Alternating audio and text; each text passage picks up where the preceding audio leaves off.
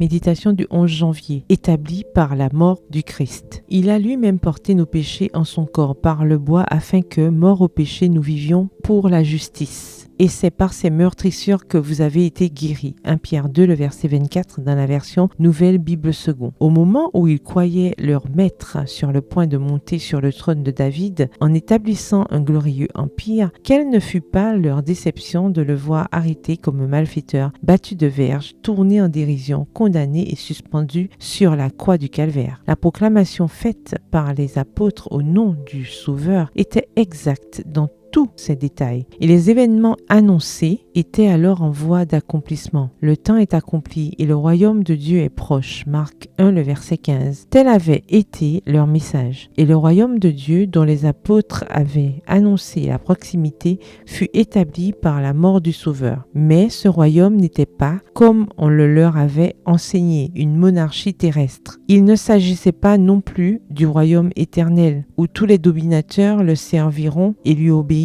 Daniel 7, le verset 27. Dans les Écritures, l'expression royaume de Dieu sert à désigner à la fois le royaume de grâce et le royaume de gloire. Le royaume de la grâce date de la chute de l'homme, époque où Dieu traça le plan de la rédemption. Mais ce royaume n'a été définitivement confirmé qu'à la mort du Sauveur. En effet, même après être entré dans son ministère terrestre, Jésus aurait pu reculer devant la croix du calvaire. En Gethsémane, où la coupe amère trembla dans sa main, il aurait pu encore essuyer la sueur de sang ruisselant sur son front et laisser notre monde révolté périr dans ses iniquités. C'est quand le Sauveur eut donné sa vie, lorsqu'il s'écria en expirant « Tout est accompli », que le plan de la rédemption fut définitivement assuré. La promesse du salut faite au couple désobéissant de l'Éden fut ratifiée et le royaume de grâce, qui jusqu'alors n'existait qu'en vertu de la promesse de Dieu, était fondé. Ainsi, la mort du Sauveur, que les disciples envisageaient comme la ruine définitive de toutes leurs espérances, confirma au contraire celle-ci pour l'éternité. Si elle fut pour eux un cruel désappointement, elle prouva de façon péremptoire